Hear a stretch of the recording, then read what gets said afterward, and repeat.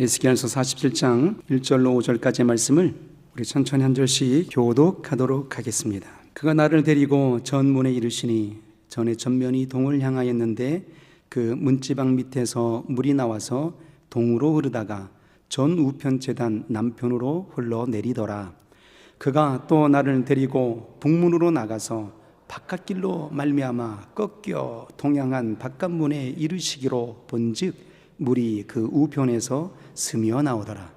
그 사람이 손에 줄을 잡고 동으로 나가며 일천척을 청량한 후에 나로 그 물을 건너게 하시니 물이 발목에 오르더니 다시 일천척을 청량하고 나로 물을 건너게 하시니 물이 무릎에 오르고 다시 일천척을 청량하고 나로 물을 건너게 하시니 물이 허리에 오르고 다같이 다시 일천척을 청량하시니 물이 내가 건너지 못할 강이 된지라. 그 물이 창이라여 헤엄할 물이요 사람이 능히 건너지 못할 강이더라. 아멘. 오늘은 이 본문을 가지고 더 깊은 은혜로 들어가며라는 제목으로 은혜를 나누기를 원합니다. 오늘 이 밤에 은혜의 생수의 강이 넘쳐나기를 소원하시면 아멘 하십니다. 생명의 성령의 법이 우리의 영혼을 완전히 뒤엎어 놓은 역사가 일어나기를 원하시면 아멘 하십니다. 은혜 받기를 원하시면 큰 소리로 아멘 하십니다. 할렐루야. 은혜 받기를 원하는 심령이라면, 성령의 충만함으로 뒤엎어지기를 원하는 심령이라면, 곧 우리가 하나님의 사람이라면 하나님께서 우리의 영혼을 붙드시고 지키심 역사가 있어야 되지 않겠습니까? 더 나아가 우리가 은혜 앞으로 담대히 더 한 걸음 더 친숙한 믿음으로 들어가야 되지 않겠습니까? 오늘 그렇게 더 깊숙한 믿음으로 내어 달릴 수 있는 복 있는 밤이 되기를 소원합니다. 우리 인생이 무엇으로 지어졌습니까? 흙으로 지어졌지요. 흙에서 온 인생입니다. 흙으로 지어진 인생이다 이 말이에요. 그러므로 우리가 흙에서 왔으니 흙의 것을 먹습니다. 그리고 결국에는 흙으로 돌아갑니다. 놀라운 사실은 말이에요, 흙은 생명을 담아내는 그릇 아니겠습니까? 그런데 그 생명을 담아내는 이 흙의 존재가 말이에요, 이 흙이 생명으로서 역할을 감당해 낼 수 있게 되기 위해서는 반드시 필요한 물질이 필요합니다. 뭐가 필요할까요? 물이 있어야 됩니다. 흙이 생명을 담아내는 그릇임과 동시에 흙은 물을 담아내는 그릇이거든요. 결국 흙이 생명이 있으려면 육체로 지어진 바, 흙으로 지어진 바 우리 육체의 인생이 생명으로 충만한 인생이 되기 위해서는 반드시 물이 필요한 겁니다. 사막과 비옥한 옥토바의 차이가 무엇일까요? 사막은 물이 없다 이 말이에요. 메말랐다 이 말입니다. 똑같은 대지예요. 똑같은 흙이에요. 똑같은 땅이다 이 말입니다. 그런데 사막의 땅은 물이 없어요. 물이 없으니 결국은 흙이 생명의 기능을 발현할 수가 없었던 겁니다. 그런데 비옥한 토지를 한번 봤으면 좋겠습니다. 비옥한 토지는요, 때를 따라 철을 따라 시를 따라 늦은 비와 이른 비를 머금어낼 수 있다 이 말입니다. 그러하기 때문에 생명이 그 속에서 움돋아 일어나는 거예요. 그래서 흙이 생명의 역사를 발현하기를 원한다면 반드시 물을 초월할 수 없는 겁니다. 우리 문명의 발상지를 한번 상상해 보십시오. 우리 문명의 발상, 인류의 문명의 발상지를 다 주관을 들여다보게 되면 어디를 중심으로 문명이 발생되었습니까? 다 강을 중심으로, 물을 중심으로 문명이 태동되었지 않았겠습니까? 인도의 문명이 태동되기 위해서는요, 인더스강, 겐지스강을 중심으로 일어나게 되었던 거죠. 중국은 그 민족이 그 인생들의 문화와 문명이 태동되고자 원했던 발현의 그 근거지가 어디였을까요? 황하강입니다. 어떻게 그렇게 잘 아십니까? 이집트의 그 문명이 발현하게 되었던 그의 배경의 역사는 어디에 강을 중심으로 일어나게 되었을까요?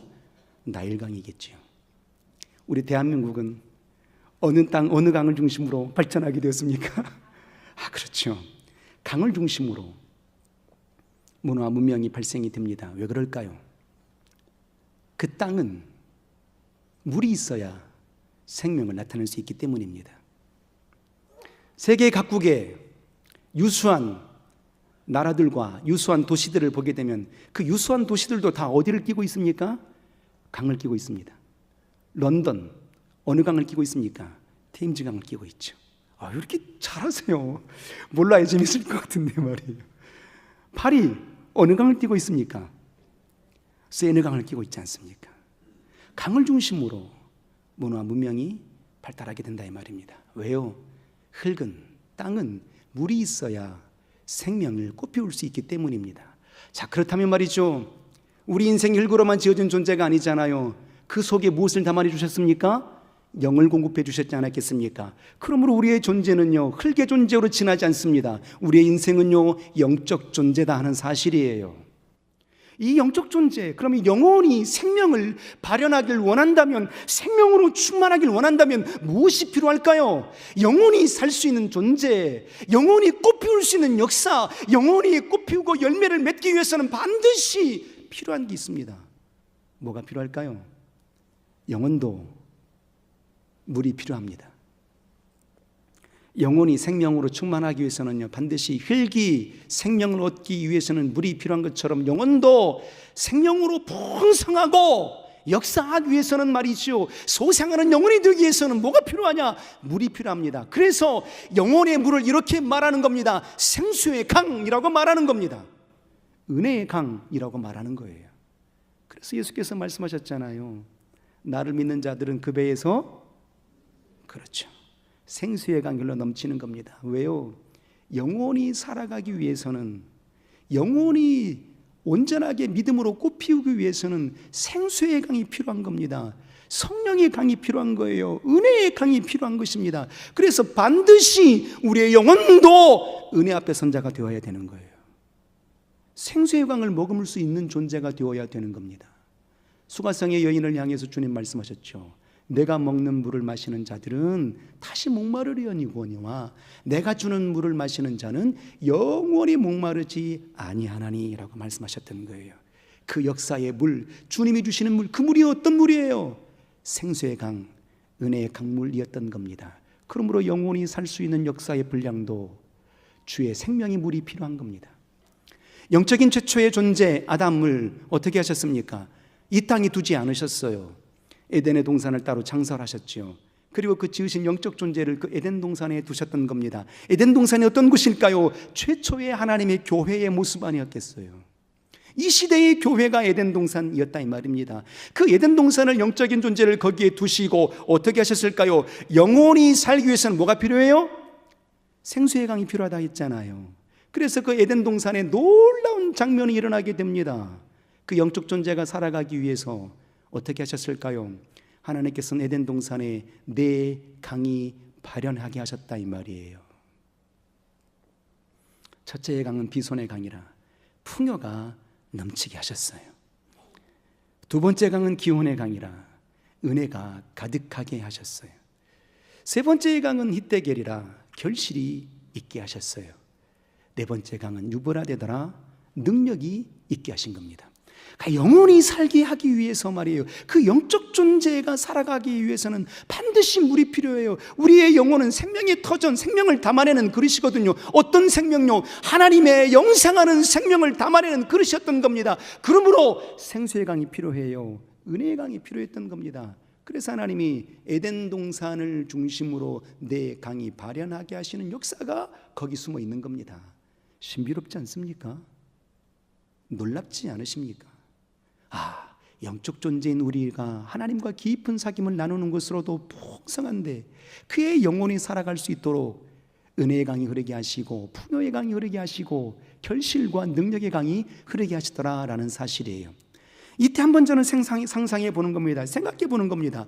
아니, 그 영적 존재가 살아갈 수 있도록 터전 에덴 동산을 만들어 주신 것도 감사한데 그 강 에덴 동산을 중심으로 왜 네 개의 강이 흐르게 하셨을까 하는 거예요.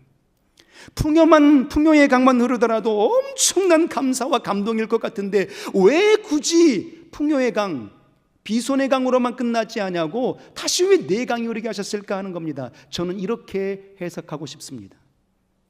하나님은요, 우리의 영혼의 삶이 풍요로만 가득하게 채워지는 것으로 족하지 않으시는 분이시다라는 사실이에요.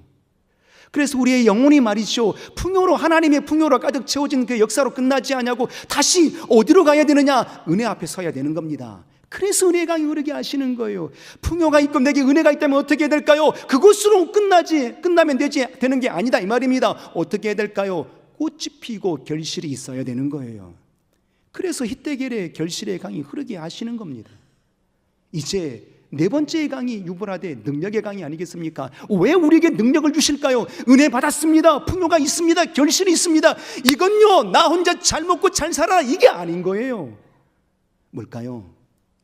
나누라, 축복하라, 영혼을 살리라, 하나님의 터전이 되게 하라 라고 하시는 것 아니겠습니까? 다시 말하면 이 모든 네 개의 강의 중심의 세계는 말이죠, 더 깊은 은혜 속으로 들어가라 하심인 겁니다. 신앙이 멈춰서는 안 된다는 사실이에요. 믿음의 걸음이 멈춰서는 안 된다는 겁니다. 매인처럼 진보하고 진군할 수 있고 성장되며 성숙될 수 있는 신앙의 걸음이 되기를 소원하심의 분량이 내 강으로 발현되었던 겁니다. 우리 신앙이 멈추지 않기를 원합니다. 우리의 믿음이 성숙되기를 원합니다. 우리의 믿음이 성장되기를 원합니다. 그러므로 주의 교회를 한번 생각해 보시길 바랍니다. 우리 교회는 어떤 곳입니까? 이 시대의 에덴 동산이잖아요. 이 시대의 에덴 동산 말이에요. 그렇다면 이 시대의 에덴 동산이라면 우리 교회는 어떻게 되겠어요? 내 강이 흘러야 된다 이 말입니다. 풍성한 풍요가 있어야 돼요. 하늘의 기쁨으로 풍성하고요, 믿음의 응답으로 풍성하고요, 주의 영광으로 풍성한 교회가 되기를 주의 이름으로 소원합니다. 그 역사의 터전이 누가 되는 거예요? 저와 여러분이 되는 겁니다. 우리의 영혼이 하나님의 성전이 되었으니 이곳이 바로 에덴 동산이 되게 하고자 원하신다면 우리가 하나님의 영광으로 풍성하게 되어야 돼요. 주의 생명으로 풍성하게 되어야 되는 겁니다. 그리고 모든 인생들이 은혜로 가득 채워지는 성전이 되어야 되는 거예요. 오는 모든 이들마다 허물 많고 죄인된 심령이었고 그리고 애달아하고 연약한 인생이랄지라도 이곳에 오게 되면 노아의 구원의 방주처럼 에덴의 동산처럼 모든 영혼들이 소생할 수 있는 은혜의 성전이 되기를 주의 이름으로 소원합니다. 그리고 모두가 열매를 맺어낼 수 있는 교회가 되어야 되지 않을까요? 어떤 이는 기도의 응답을 받고 기쁨의 열매를 맺어내게 되는데 어떤 이는 이 교면에서 좌절하고 낙심하고 쓰러지고 무너진다면 얼마나 가슴 아픈 일이겠어요. 그래서 우리 교회는 이 시대의 에덴 동산처럼 풍요로운 결실과 능력의 역사가 가득한 교회가 되기를 주의 이름으로 소원합니다. 그래서 우리 신앙은 멈추면 안 되는 거예요. 오늘 설교의 제목처럼 더 깊은 은혜로 은혜 속으로 들어가야 된다라는 겁니다. 누가복음 5장에 보게 되면 유명한 사건이 나오죠. 베드로가 밤새도록 그물질을 했습니다. 고기를 잡았어요? 못 잡았어요? 못 잡았어요. 새벽이 되었습니다. 피곤에 쩌든 그의 몸을 이끌고 배 위에서 그물을 정리하고 있습니다. 그때 예수께서 베드로의 배 위에 오르시더니 모인 수많은 무리들 앞에 무엇인가 하늘의 메시지를 선언하셨죠. 그리고 이렇게 베드로에게 말씀하십니다. 잡은 고기가 있느냐? 없습니다. 깊은 곳에 가서 그물을 던지라 였어요. 어디로 가서? 깊은 곳에 가서 그물을 던지라 였던 겁니다. 베드로가 예수께서 말씀하심에 그의 말씀에 감동이 된지라 거절치 아니하고 이렇게 고백하죠. 주여, 내가 밤이 맞도록 수고하여도 잡은 것이 없지만 주의 말씀에 의지하여 그물을 내리리이다 하고 깊은 곳에 가서 그물을 던졌습니다. 어떤 역사가 일어나게 되었을까요? 한 걸음 더 깊은 곳으로, 더 깊은 곳으로 주의 말씀에 의지하여 더 깊은 곳에 나아가 그물을 던지게 되었을 때에 하늘이 열리고 천군 천사가 같이 역사하는 놀라운 이적의 현장을 경험하게 되었던 겁니다. 2배에 가득 차고도 남을 만큼의 고기를 잡아냈던 거죠. 그 깊은 곳, 베드로가 경험했던 그 깊은 곳, 오늘 이 밤에도 주님께서 저와 여러분들을 향하여서 은혜의 더 깊은 곳으로 나아가기를 소원하고 계시는데 주님 말씀하시는 그 깊은 곳은 과연 어떤 곳이었을까요? 베드로가 경험했던 그 깊은 곳을 경험하게 되었을 때에 베드로가 경험한 그 깊은 곳은 바로 이것이었습니다. 당신의 죄를 발견하는 곳이 그 깊은 곳이었던 겁니다. 주여, 나를 떠나소서, 나는 죄인이로소이다 였던 겁니다. 우리가 은혜의 깊은 곳으로 들어가지 못하게 되니 내가 죄인된 시면을 들여다볼 수가 없었던 겁니다. 얄팍한 은혜의 만남 보고 경험한 순간인들인지라 나는 열심을 내고 있고 정결하게 살아가는 줄 착각하고 있는 겁니다. 그런데 말이죠, 하나님의 은혜의 깊은 곳에 들어가게 돼 보니 말이에요, 내가 얼마나 무능했고, 내가 얼마나 연약했으며, 내가 얼마나 가슴 아픈 인생이고, 내가 얼마나 슬픔 속에 있고, 내가 얼마나 죄인된 심령이었던 것인가를 진실로 발견하게 되더라 는 거예요. 그래서 주님 말씀하시는 겁니다. 한 걸음 더 은혜의 깊은 곳으로 달려가기를 원하심이에요. 베드로가 그 깊은 곳을 경험하였던 그 깊은 곳은 당신의 죄인됨을 발견할 수 있었던 그곳이 깊은 곳이었던 겁니다. 더 나아가 베드로가 발견하였던 그 깊은 곳은 어떤 곳이었을까요? 주님 말씀하십니다. 이제 내가 고기 잡는 어부가 되는 것이 아니라 사람을 낚는 어부가 되게 하리라. 사명을 받아내는 곳, 그곳이 깊은 곳이었던 거예요. 하나님이 내게 주신 그 말씀을 붙들어 낼 수 있는 그곳이 어떤 곳일까요? 깊은 곳입니다. 이 밤에 여기 모인 우리의 모든 성도들이 지금 은혜의 터전 앞에 와 있죠. 똑같이 동일한 시간 가운데 동일한 하나님의 음성을 듣고 있습니다. 그런데 어떤 이는 이 말씀을 사명으로 받은 이가 있고, 어떤 이는 그냥 스쳐가는 음성으로 듣는 이가 있다 이 말입니다. 무슨 차이일까요? 은혜의 깊은 곳으로 들어갔느냐, 은혜의 깊은 곳으로 들어가지 못했느냐의 차이인 겁니다. 그래서 베드로의 깊은 곳, 우리의 은혜의 깊은 곳은 어떤 곳이에요? 주의 말씀을 붙잡아내는 곳, 사명을 붙드는 곳이 깊은 곳이다 이 말입니다. 비로소 그곳에서 베드로는 고백합니다. 주여! 라고 고백하는 거예요. 그 이전에는 은혜의 깊은 곳으로 나아가지 못했을 때는 예수는 어떤 분이었을까요? 막달라의 아들, 마리아의 아들이었던 겁니다. 그냥 마리아의 목수였고 마리아의 아들로서만 보았던 겁니다. 그냥 신비로운 말씀을 전하는 자였더라라고만 여겼던 겁니다. 그런데 그 순간에 어떤 역사가 일어났을까요? 베드로가 마태복음 16장에 고백하였던 그의 고백이 괜히 나온 게 아닙니다. 주는 그리스도였던 사실, 하나님의 아들이라는 그 놀라운 사실, 그때 비로소 발견하게 되었던 겁니다. 언제요? 깊은 곳에서 말입니다. 그러므로 범사에 우리 모두는 은혜의 깊은 곳으로 더 달려갈 수 있는 멈추지 않는 신앙이 되시기를 주 이름으로 소원합니다. 오늘 우리가 에스겔서 47장을 본문으로 삼고 보았습니다. 에스겔서는 당연 에스겔 선지자가 기록한 역사서이죠. 기록한 선지서입니다. 그런데 48장까지 기록이 되어 있다는 사실을 잘 아실 겁니다. 중요한 모든 맥락들이 에스겔의 환상 속에 이어진 장면들이 48장까지 빼곡하게 기록되어 있는데 말이죠, 아주 중요한 핵심 중 핵심은 40장부터서 48장까지의 내용입니다. 40장부터 48장까지 핵심의 내용은 말이죠, 하나님께서 에스겔 선지자를 이끌어내시는데 어떤 환상을 보게 하시는 거 아니 말이죠, 새 예루살렘과 새 교회를 보여주는 장면들입니다. 40장부터서 계속해서 40장에도 43장에도 오늘 47장에도 그가 나를 데리고 전에 이르시니, 그가 나를 데리시고 예루살렘에 이르게 하시니, 그가 나를 데리시고 성전에 임하게 하시니 라고 계속해서 말씀하시는 겁니다. 그러니까 40장부터서 48장까지 보여주는 모든 사건의 핵심은 새 예루살렘과 새 교회의 역사를 보여주는 장면들이에요. 그러니까 오고 오는 모든 세대들 속에 하나님의 교회는 이렇게 될 것이다, 하나님의 예루살렘의 역사는 이렇게 될 것이다 라고 말씀하시는 장면이거든요. 자, 그런데 오늘 이 47장 속의 장면 속에서 어떤 장면이 펼쳐지고 있습니까? 47장 1절에 이렇게 말합니다. 그가 나를 데리고 어디로 향하십니까? 자, 한번 읽어볼까요? 자막이 있는데 읽습니다. 시작. 그가 나를 데리고 전문에 이르시니, 전에 전면이 동을 향하였는데 하나님께서 에스겔을 어디로 이끌어내셨어요? 환상 속에 하나님의 성전으로 이끌어내신 겁니다. 그래서 성전을 바라보게 되는데 말이에요, 성전 문지방 밑에서 뭐가 흘러요? 물이 나와요. 그 물이 계속 나오더니 문지방을 넘어요. 문지방을 넘더니 어떻게 합니까? 내 발목에 잠겨요. 그리고 다시 1,000척을 측량해보라, 더 걸으라 했던 겁니다. 1,000척을 더 걸어서 갔어요. 그랬더니 어떻게 됐어요? 그 물이 발목에 잠겨요. 무릎까지 잠겨요. 그리고 다시 또 1,000척을 측량하라 하십니다. 그랬더니 어떻게 해요? 허리까지 올라와요. 그리고 다시 1,000척을 측량하라 하십니다. 어떻게 됐을까요? 물이 창이라요 헤엄칠 정도의 물이 되었어요. 놀라운 사실은 5절 이하부터서 나오게 됩니다. 그 성전에서 나오는 물이 흐르면 강으로 흘러서 바다로 들어가게 되는데 그 흐르는 물이 갈수록 어떻게 된다고 그랬습니까? 강이 살아납니다. 초목이 살아납니다.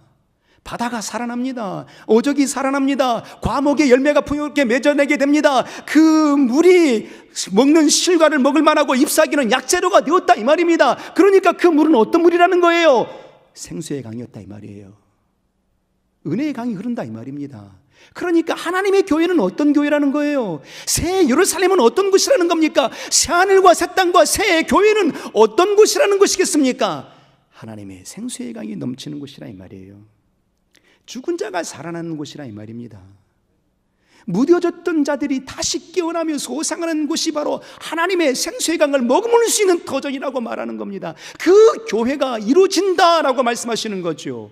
자, 그런데 하나님께서 보여주는 이 사건 속에서 우리가 들여다봐야 될 것은 말이죠, 멈추지 않는 걸음을 계속 명하고 계시잖아요.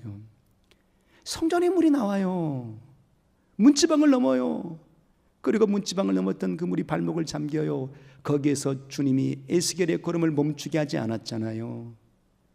다시 일천척을 측량해 보라. 더 나아갔던 겁니다. 그랬더니 말이죠, 그 물이 내 무릎을 잠기게 되었어요. 그리고 다시 또 일천척을 측량하니까 허리가 잠기게 되고 이후에는 창이라여 넘게 되었다 이 말입니다. 무엇을 의미할까요? 더 깊은 신앙, 더 깊은 신앙, 성도들의 신앙의 수준을 말하고 있는 거잖아요. 성도들의 신앙의 수준을 말하고 있는 장면이다 이 말이에요. 지금 우리는 이 은혜의 터전 속에 생수의 강이 가득한 이 성전 안에 머물고 있는데 과연 나는 어디에 머물고 있느냐 이 말입니다.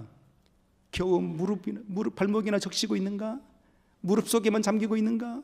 아니면 허리까지만 왔는가 하는 겁니다. 내 신앙의 수준은 어디까지 왔을까 하는 겁니다. 그의 신앙의 경중을 한번 확인해 보라고 주님 에스겔을 향하여서 지금 환상 속에 보여주고 있는 겁니다.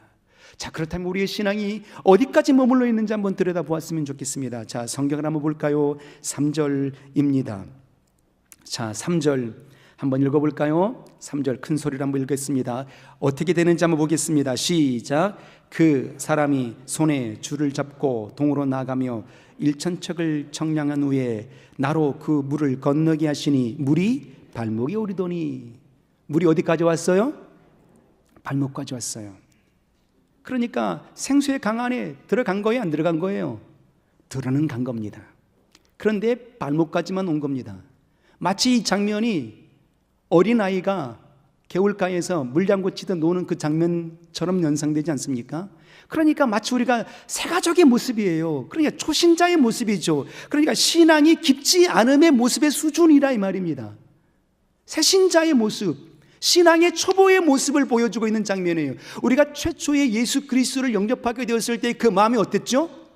엄청 기뻤잖아요. 하늘이 열리는 것 같이 기뻤어요. 모든 것을 다 가진 것처럼 기뻤다 이 말입니다. 자, 그런데 그 신앙이 오래 갔느냐? 오래 가지 않았잖아요. 문제가 발생하고 시련이 닥쳐오고 험난한 일들이 닥쳐오게 되면 어떻게 했을까요? 다시 세상으로 쉽게 돌아가 버린 겁니다. 은혜 속에서 쉽게 뛰놀 수 있었어요. 발목이 잠겼으니까 마음껏 내가 원하는 대로 할 수 있었다 이 말입니다. 그런데 쉽게 다시 세상으로 나아갈 수 있는 터전의 모습이 어떤 신앙이에요? 발목에 잠기는 신앙이다 이 말이에요. 그럼 우리는 이렇게 생각하겠죠. 내가 예수 믿은 지 오래됐고 내가 올해 개혁신앙인으로서 8년 동안 이렇게 달려왔고 그 전에도 신앙생활 했으니 나는 믿은 지 오래되었으니 그래도 발목에 잠기는 신앙은 아닐 거야, 초보의 신앙은 아닐 거야, 이렇게 생각하고 있을 줄도 모르겠습니다. 그런데 이 장면 속에 우리는요, 충격을 받는 것은 여기 모인 대부분의 심령이 저를 비롯하여서 초보의 신앙을 간직할 때가 너무 많다라는 사실이에요. 어린아이는 뭘 할까요? 자기가 하고 싶은 것만 합니다. 자기가 좋아하는 것만 합니다. 그러니까 교회 안에서도 여러 가지 봉사를 하죠. 상가대의 봉사가 있고 찬양대의 봉사가 있고 차량 봉사가 있고 합니다. 자, 그런데 그 봉사가 하나님께 기쁨이 일들인 건 맞지만 말이죠, 어느 날 봉사가 쉬는 날이 있어요. 그럼 교회 오고 싶을까요? 안 오고 싶을까요? 쉬고 싶은데? 라는 생각이 드는 겁니다. 이게 발목이 잠기는 초보의 신앙인 겁니다. 아, 내가 봉사자인데, 아, 내가 오래되었는데 하는 거죠. 그러니까 결국 초보의 신앙이라는 건 결국 뭐겠어요? 무늬만 그리스도인인 거예요. 모양만 그리스도인인 겁니다. 아, 하나님을 믿습니다.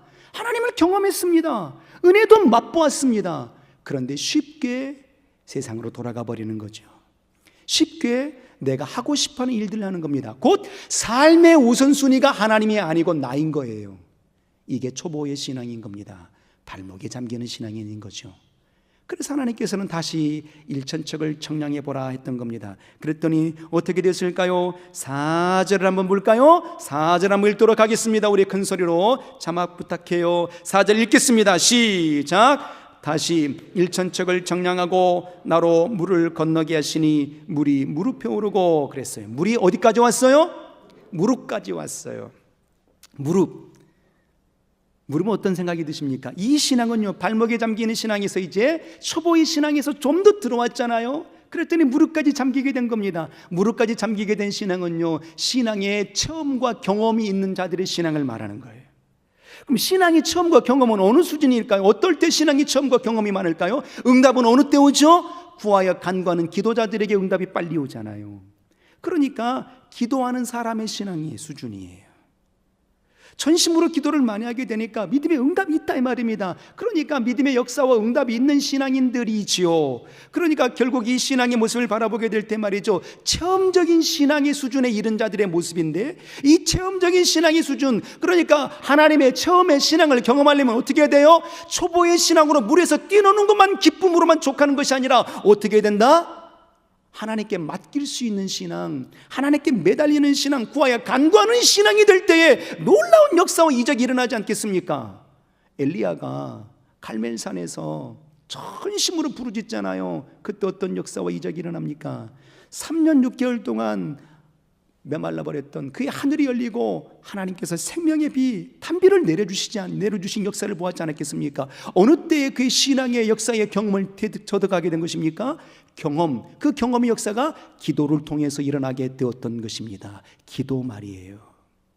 그 믿음의 기도를 통해서 응답의 간증이 있었던 역사죠. 우리가 야고보서를 기록한 예수님의 젖동생 야고보를 잘 알지 않겠습니까? 그 예수님의 젖동생 야고보가, 그 야고보의 별명이 뭐였냐 보니까 낙타 무릎이에요. 왜 그랬을까요?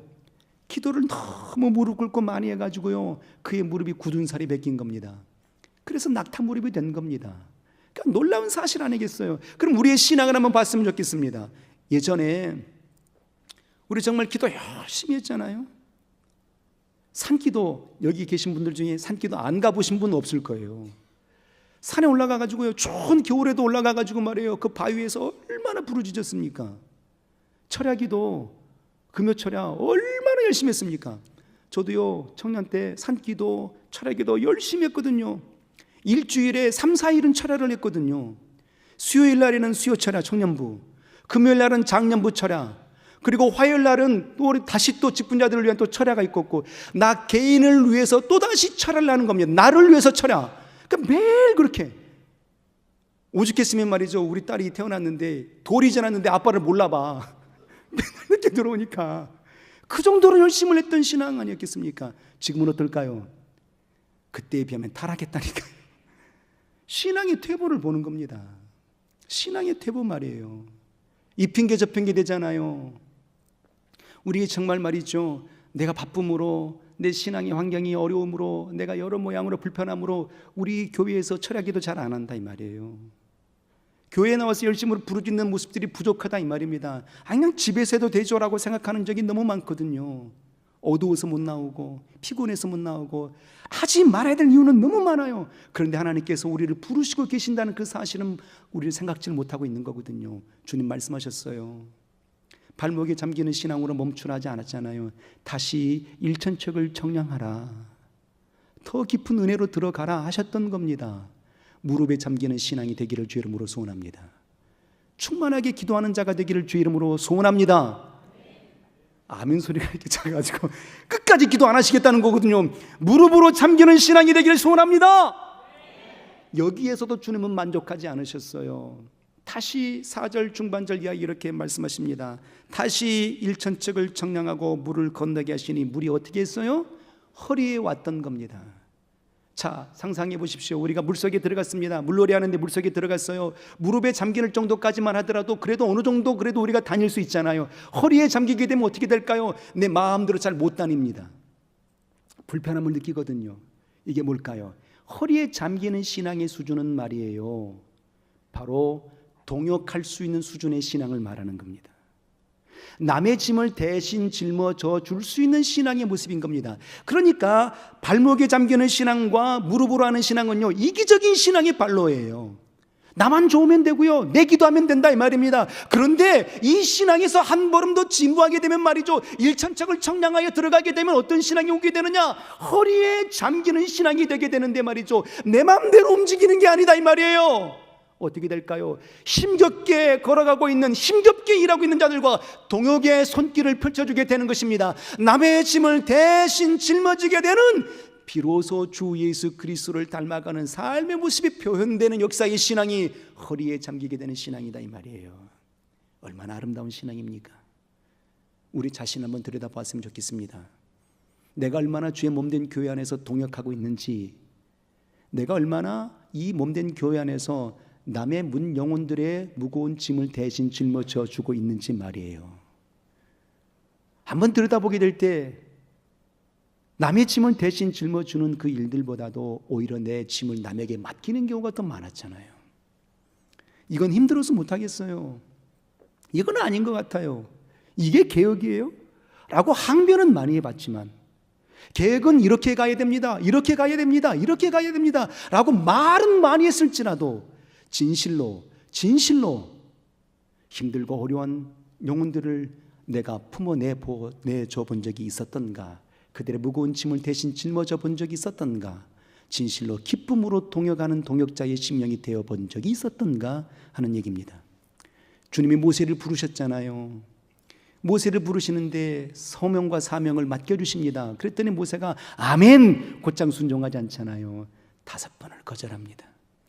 그 5번의 거절함 속에 두 번째의 거절이 무엇입니까? 하나님, 저는 입술이 우둔해서요 말을 잘 못해요. 그러니 내가 어찌 바로에게 가서 말할 수 있겠습니까? 난 못하겠어요 라고 거절합니다. 그때 우리 하나님께서 모세에게 어떻게 하시죠? 동역자를 붙여주시는 겁니다. 말 잘하는 내 형 아론이 있지 아니하뇨, 내가 너에게 내 형 아론을 붙여주리니 너는 가라, 그렇게 명하시는 겁니다. 우리 모두는 다 힘들고 지치는 모습 가운데 있는 형국입니다. 우리 개혁교회가 바로 그렇지 않습니까? 8년을 달려왔습니다. 물론 하나님께서 많은 역사를 이루어주셨죠. 그래도 지쳐있는 것 사실 아니겠습니까? 그런데 우리가 견뎌낼 수 있는 이유는 뭘까요? 나와 함께 동역하는 동역의 심령들이 있기 때문 아니겠어요? 그럼 우리 모두가 다 우리 어깨를 빌려줄 수 있는 동역자가 되기를 주의 이름으로 소원합니다. 모세가 아말렉과의 전투 가운데 말이죠, 이스라엘 백성들이 이끌고 나왔습니다. 그리고 최초의 전쟁이 일어납니다. 아말렉과의 전쟁이 일어나게 되었다 이 말이에요. 그때 여호수아는 나가서 싸우게 되었고 모세는 산에 올라가서 기도를 하게 됩니다. 두 손을 높이 들고 기도할 때에는 여호수아의 군대가 이기게 되었어요. 그런데 지치니까 손이 내려와요. 그랬더니 이스라엘의 군대들이 이제 패하게 되는 겁니다. 그래서 옆에 있는 아론과 우리 어떻게 했죠? 동역해 줬잖아요. 모세의 팔을 같이 붙잡아 줬잖아요. 큰 돌덩이를 갖다 놓고 그 위에 올려놓게 하고 같이 모세의 곁에 아론과 우리의 그의 팔을 동역하여서 같이 들어줬던 겁니다. 이 아름다운 동역이 어떤 신앙이냐? 바로 허리에 잠기는 신앙의 수준인 겁니다. 은혜의 역사의 강이 생수의 강이 흘러넘치는 이 성전 안에서 말이죠, 우리가 신앙할 때 어디까지 들어가야 되겠어요? 멈추지 않는 신앙, 허리까지 이르는 신앙이 되기를 주의 이름으로 소원합니다. 그리고 마지막으로 우리 4절, 우리 5절, 마지막으로 5절 한번 읽어볼까요? 마지막으로 5절, 하나님이 궁극적으로 원하시는 신앙은 어느 수준일지 한번 보도록 하겠습니다. 5절 한번 읽겠습니다. 시작. 다시 일천척을 정량하시니 물이 내가 건너지 못할 강이든지라. 그 물이 창이라요 헤엄할 물이요 사람이 능히 건너지 못할 강이더라 그랬어요. 물이 이제 어떻게 됐어요? 창이라여 넘쳤어요. 그래서 걸을 수가 없게 된 겁니다. 내 키를 넘을 만큼에 넘어서 이제 넘쳐버렸으니까요. 그래서 어떻게 돼요? 이제는 헤엄을 쳐야만 되었다 이 말입니다. 그럼 이 헤엄치는 수준의 신앙을 하나님이 요구하시고 원하심의 분량인데, 궁극적으로 우리가 이루어야 될 최고의 최상의 신앙의 목표요 비전이 바로 이런 창이라 연애 속에 헤엄치는 신앙이 되어야 되는데, 그럼 이 신앙의 수준은 어떤 수준을 말하고 있는 것일까요? 헤엄칠 때는 어떻게 됩니까? 물에다가 내 몸을 맡겨야 되는 거잖아요. 부력으로 인해서 뜨니까 말이에요. 그래서 처음 수영 배울 때 어떻게 하죠? 내 몸 보드판을 가지고 말이죠, 그 위에서 올려놓고 발 동동동동 구른다 이 말이에요. 왜요? 물에 맡기는 연습을 한다 이 말입니다. 그 전까지는 허리에까지 이를 때는요, 그래도 내가 갈 수 있었던 겁니다. 내 방향을 따라서 내가 원하는 곳으로 갈 수 있었다 이 말이에요. 그런데 이제 창이라에 넘치고 헤엄치는 그 수준에 이르게 되면 말이죠, 하나님께 완전히 맡겨드리는 신앙이 되는 겁니다. 성령이 이끌림받는 신앙이 되는 겁니다. 할렐루야. 주의 견인하심과 견고케 하심과 승리케 하시는 신앙이 되는 거예요. 이 정도의 신앙이 되게 되면 말이죠, 어떤 신앙인 줄 아십니까? 하나님께 전부의 것을 드려도 아까워하지 않는 그런 신앙의 수준에 이르게 되는 겁니다. 응답을 주셔도 감사, 응답을 거절하셔도 감사가 이루어지게 되는 겁니다. 진정한 믿음의 감사가 어느 때 나오느냐? 우리 창이라에 넘치는 그 역사의 수준인 거예요. 그런데 우리는 기도의 응답이 없으면 어떻게 하죠? 더디면 뭐라고 얘기하죠? 하나님 왜 내 기도를 들어주지 않는 거예요? 하는 겁니다. 어떤 수준인 거예요? 아직 창이라에 넘치는 수준이 안 되었기 때문입니다. 보십시오. 사도 바울이 말이에요, 손수건만 얹어도 죽은 자가 살아나요. 병든 자들 고침이 일어나고 귀신이 떠나가지 않았겠습니까? 그런데 사도 바울에게도 눈에 안질이 있었다 이 말이에요. 그래서 3번을 간구했다. 숫자 3번을 말하는 게 아니에요. 정말 이루어지기까지, 응답이 있기까지 그렇게 몸부림쳐 간구했던 겁니다. 그런데 하나님 어떻게 응답을 주셨을까요? 내 은혜가 내게 족하도다 했던 겁니다. 그 말씀을 말이죠, 사도 바울은 응답으로 받았던 겁니다. 내가 약하여짐을 통해서 능한 것이 나오는도다 했던 거예요. 이게 바로 창이라에 넘치는 수준의 신앙의 모습인 겁니다. 스데반을 한번 봤으면 좋겠습니다. 돌에 맞아 죽는 순간 아니었겠습니까? 그런데 그가 고백합니다. 주여 저들의 죄를 돌리지 마옵소서, 내 영혼을 받으소서라고 예수께서 가상칠한의 고백을 똑같이 되뇌이는 겁니다. 그의 얼굴이 천사와 같이 빛났더라 하는 것 아니었겠습니까? 우리의 신앙을 한번 점검해 봤으면 좋겠습니다. 어디까지 이르셨습니까? 그저 교회 오면 기쁘십니까? 아무 때나 세상으로 떠나가고 아무 때나 교회에 있고 그냥 썬데이 크리스찬으로 족하십니까? 발목에 잠기는 신앙입니다. 쉼없이 기도하고 믿음의 응답이 있습니까? 그런데 그 믿음의 기도가 나로 인한 기도로만 끝나버렸습니까? 무릎에 잠기는 신앙입니다. 누군가를 동역해주고 누군가의 십자가를 대신 짊어지고 계십니까? 정말 잘하는 신앙입니다. 허리춤에 잠기는 신앙입니다. 그런데 하나님이 원하는 신앙의 수준은 말이에요, 창이라여 넘치는 신앙입니다. 은혜 속에서 헤엄쳐 다닐 수 있는, 완전히 은혜 가운데 잠겨버리는 신앙의 수준을 원하는 거예요. 그때에 비로소 고통도 감내해내고 슬픔도 감내해내며 모든 것이 감사의 역사로 일어나는 신앙의 역사인 겁니다. 우리 이런 신앙의 수준으로 나아가기를 주의 이름으로 소원합니다.